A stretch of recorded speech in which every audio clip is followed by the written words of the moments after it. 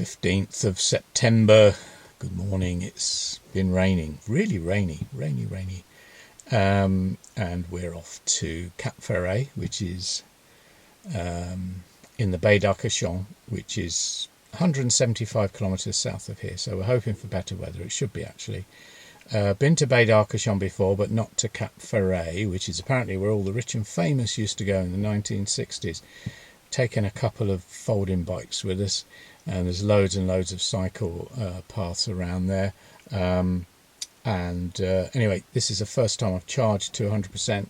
Actually, we did it last month, but it's the first time I've charged to 100% after we've been doing quite a lot of local driving. So just going to power up now and see what we got. Okay, so we're showing 512 kilometres without the AC on.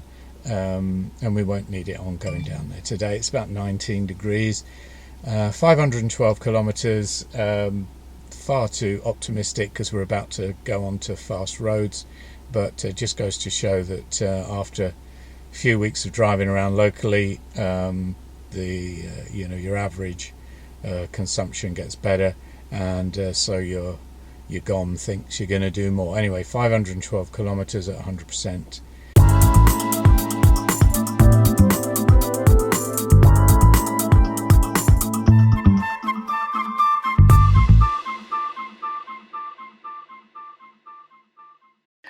So we are back home after 3 days down at the Cap Ferret.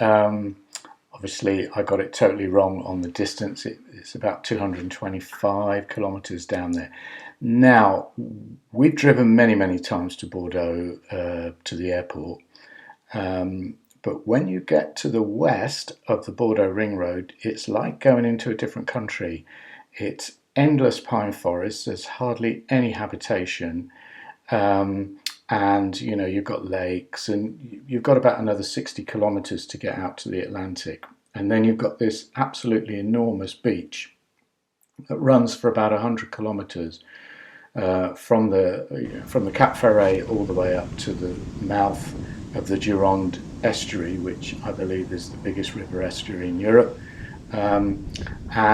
Really there's no other way to get into that area of the country than to go round Bordeaux. So when you sort of look back east, you're saying, I'm kind of in this space of forests, and there's the Arcachon Bay with lots of little beaches, and oysters are the thing there. I mean, we even saw an oyster vending machine, would you believe, where they're just, harvesting the oysters, boxing them up, and then selling them. We had a great time.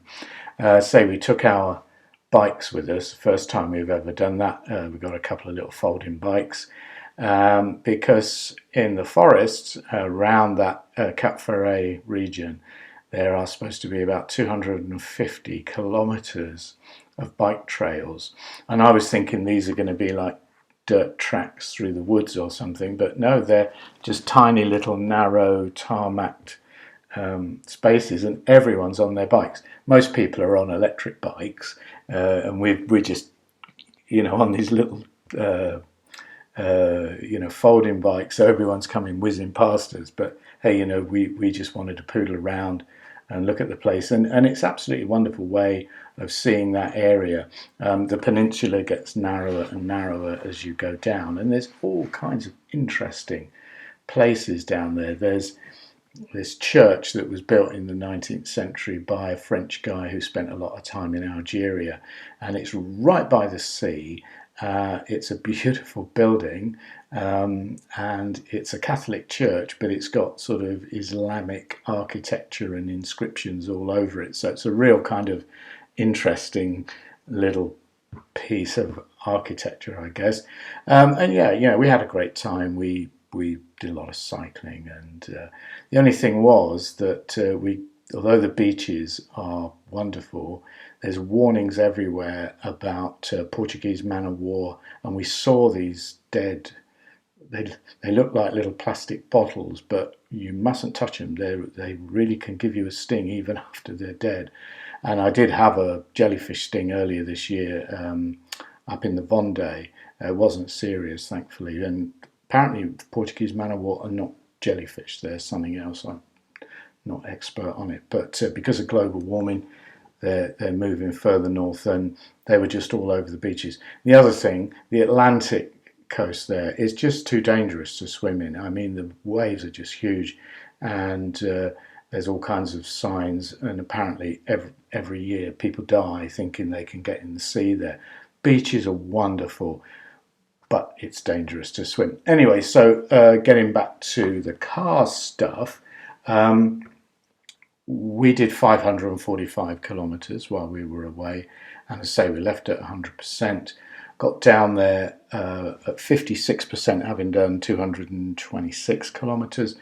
And Mrs. E. Nero did a lot of the driving, actually, and because it was absolutely torrential rain, I guess that helped with the 13.6 kilowatt hours per 100 kilometres going down, which is 4.56 miles, which, for highway driving, I mean, we weren't like creeping along or anything, but we're doing between sort of 90 and 110, depending on what the weather would allow. And then when you get on the Bordeaux ring road, it's a bit stop-start until you get out of and away from Bordeaux, and then it's really nice flat roads just through these pine forests.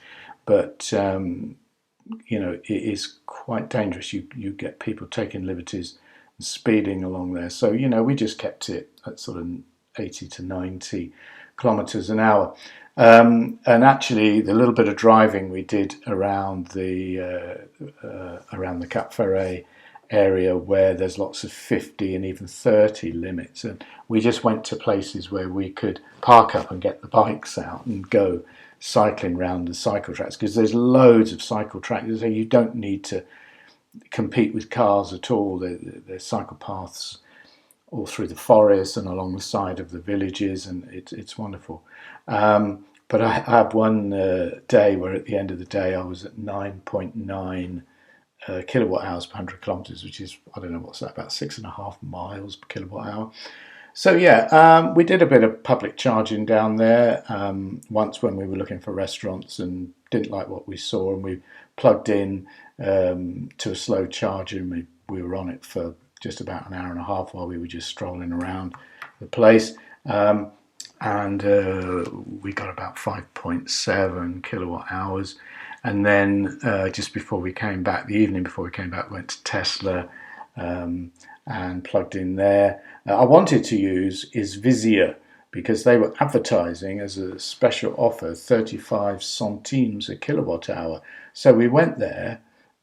We couldn't get either of the chargers to work. They're supposed to work on ChargeMap, so I gave a pretty bad review on ChargeMap that these things just aren't working. And just across the road was Tesla, and Tesla always works. So we spent €13 and 6 centimes on charging and got 26.5 kilowatt hours on board. So it's an average of 49 centimes. So yeah, we got back with 29% of the battery showing as remaining and 133 kilometres. We weren't quite so efficient. I drove all the way home.